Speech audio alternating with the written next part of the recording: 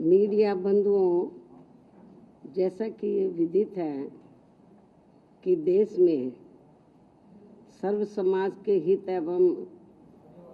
कल्याण हेतु सर्वजन हिताय व सर्वजन सुखाय एवं देश के निर्माण के पवित्र उद्देश्यों के लिए परम पूज्य बाबा साहब डॉक्टर भीमराव अम्बेडकर ने अपने आजीवन अथक संघर्षों के अनुभवों के आधार पर भारत को जो हर मामले में मानवतावादी बेहतरीन संविधान दिया है, तो उसका केंद्र में रही सत्ता के दौरान पहले कांग्रेस पार्टी ने और अब उसके बाद पिछले कुछ वर्षों से सत्ता में बीजेपी के नेतृत्व में चल रही एनडीए की सरकार के लोगों ने भी देश के करोड़ों देशवासियों के लिए व्यापक जन व देश हित में कभी भी इस पर अपनी पूरी ईमानदारी व निष्ठा से अमल नहीं किया है, बल्कि इन दोनों ही पार्टियों ने तथा इनके समर्थकों ने भी ज़्यादातर अपनी अपनी पार्टी की विचारधारा, सिद्धांतों एवं अपने राजनीतिक स्वार्थ के तहत संविधान में समय समय पर काफ़ी गैर जरूरी परिवर्तन भी कर दिए हैं, जिसकी देश में एकमात्र अम्बेडकरवादी बीएसपी पार्टी कड़े शब्दों में निंदा करती है, क्योंकि देश के बहुजनों में से खासकर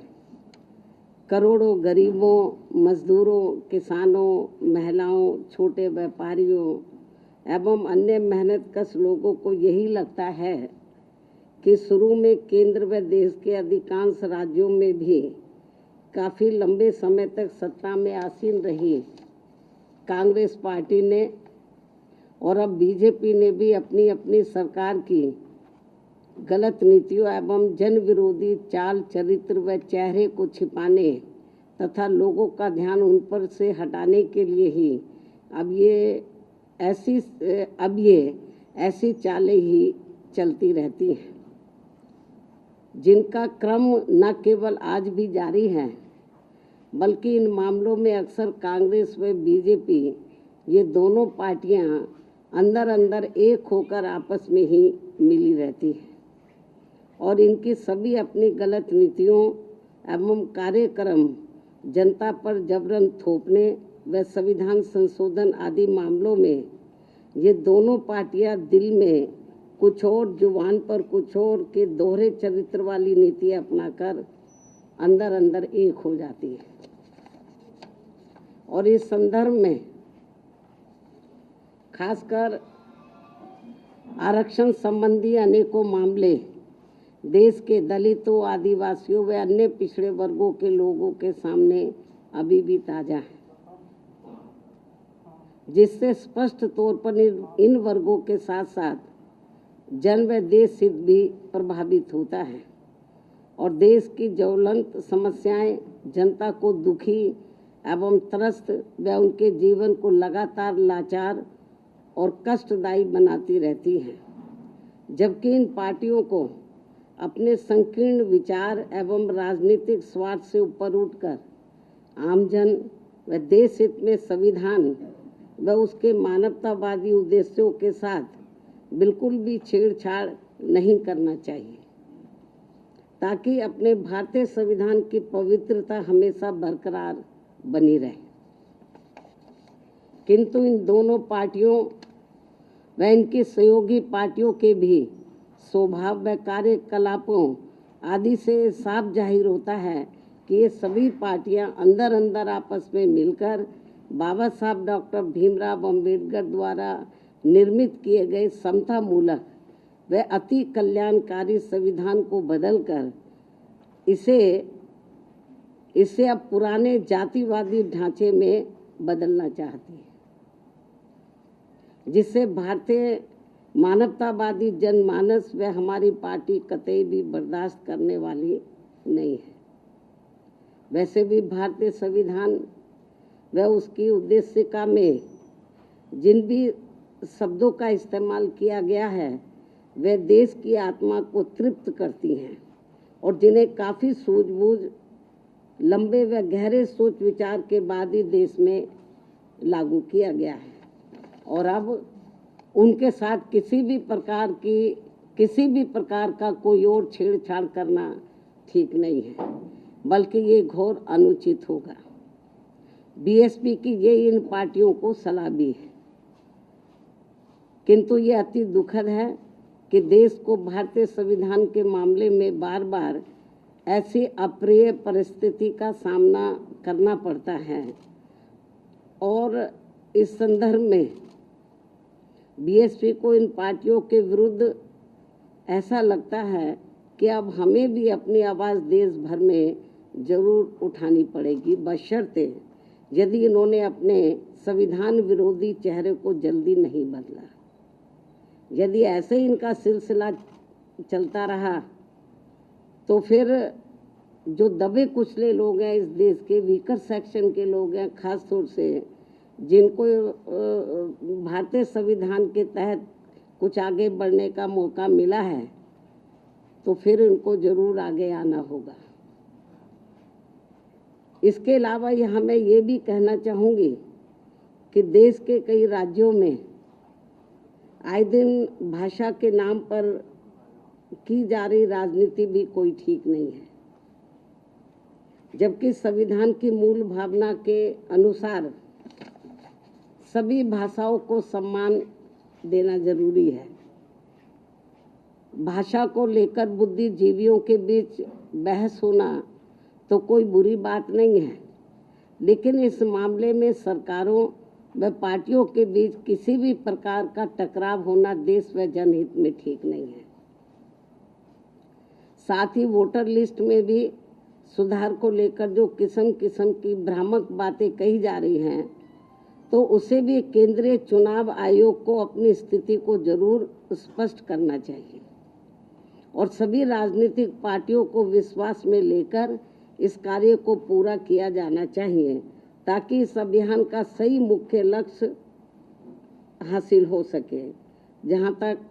पिछले कुछ समय से देश में कई धार्मिक कार्यक्रमों को लेकर जो जातीय उन्माद, टकराव व हिंसा की स्थिति पैदा की जा रही है तथा कहीं जातिवादी मानसिकता के तहत खासकर दलित एवं अन्य उपेक्षित वर्गों के लोगों का जो शोषण, अत्याचार व उत्पीड़न आदि किया जा रहा है, ये भी कोई अच्छी बात नहीं है, बल्कि अपने राजनीतिक स्वार्थ की पूर्ति के लिए आपसी भाईचारा बिगाड़ने वाली वास्तव में संविधान की सही मंशा के विरुद्ध ये कार्य होगा, तो इसे लोग बर्दाश्त नहीं करेंगे, जिससे सभी को बचना चाहिए। साथ ही बंगाल सहित पूरे देश में अब कहीं पर भी हमारी महिलाएं पूरे तौर से सुरक्षित नहीं हैं। ये भी बड़ी चिंता की बात है। इस मामले में भी केंद्र व सभी राज्य सरकारों को जरूर ध्यान देना चाहिए। इसके साथ साथ देश में बीच बीच में हो रही आतंकवादी गतिविधियों को भी रोकने के लिए केंद्र सरकार को हमेशा सजग व पूरी तैयारी के साथ रहना चाहिए, ताकि अब आगे कोई भी आतंकवादी संगठन अपने किसी भी मकसद में कामयाब ना हो सके। इसके अलावा इस समय पूरी दुनिया में जो कुछ चल रहा है, तो उस पर भी केंद्र सरकार को अपनी पैनी नज़र रखनी चाहिए और इस मामले में कोई भी फैसला लेने से पहले यदि केंद्र की सरकार विपक्ष को भी गुड फेथ में ले लेती है तो ये बेहतर होगा। इन्हीं जरूरी खास मुद्दों के साथ ही अब मैं अपनी पार्टी की गतिविधियों के बारे में भी ये कहना चाहूँगी कि इस वर्ष सन 2025 के शुरू होते ही हमारी पार्टी ने पूरे देश में पार्टी संगठन की समीक्षा करने के साथ साथ इस दौरान सभी स्तर की कमेटियों के गठन करने की तरफ भी विशेष ध्यान दिया है। और इस संबंध में मैंने इस वर्ष 29 जनवरी को दिल्ली पार्टी केंद्र कार्यालय में और 2 मार्च को लखनऊ पार्टी प्रदेश कार्यालय में तथा पिछले महीने दिनांक 18 मई को पुणे दिल्ली में पार्टी की ऑल इंडिया की बैठक बुलाई थी, जिसमें उन्हें जरूरी दिशा निर्देश भी दिए गए, जिसकी काफ़ी कुछ जानकारी मीडिया बंधुओं को भी मेरे ट्वीट पर, प्रेस नोट आदि के जरिए मिलती रही है, जिन्हें मैं यहाँ फिर से दोहराना नहीं चाहती हूँ। इतना ही नहीं बल्कि इस मामले में यूपी व उत्तराखंड स्टेट की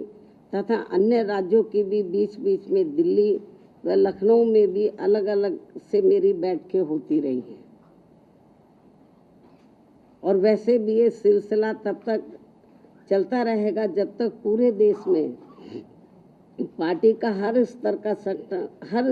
संगठन सही से बनकर तैयार नहीं हो जाता है। इसके बाद फिर देश के सभी राज्यों में समय समय पर होने वाले विधानसभा आम चुनाव में तथा आगे चलकर देश में होने वाले लोकसभा आम चुनाव में व राज्यों में भी होने वाले स्थानीय चुनावों आदि में भी पार्टी की विचारधारा एवं सिद्धांतों के तहत ही पार्टी व मूवमेंट के हित में आगे की रणनीति भी तैयार की जाएगी। कहने का तात्पर्य यह है कि हमारी पार्टी इस समय पूरे देश में अपनी पार्टी के जनाधार को मजबूत करने में पूरे जी जान से लगी है और दूसरी पार्टियों की तरह अपनी पार्टी व मूवमेंट की गतिविधियों को अधिकांश मीडिया व शोबाजी आदि तक की सीमित नहीं रखती है, बल्कि उन्हें ज़मीनी हकीकत में भी अमल में होते हुए देखना चाहती है। इन्हीं ज़रूरी बातों के साथ ही अब मैं आपका धन्यवाद अदा करती हूँ। जय भीम व जय भारत। अब आखिर में यदि आप लोग संबंधित मुद्दों के संबंध में कुछ और पूछना चाहते हैं तो आप एक एक करके सवाल पूछ सकते हैं, वरना मैं आपसे यहीं रजा लेती हूँ। धन्यवाद। उसका जवाब मैं दे चुकी हूँ। जनरल अकेला इटावा नहीं, पूरे देश में ऐसे आए दिन काफ़ी घटनाएं हो रही हैं, उसका जवाब मैंने दे दिया है। और पूछो।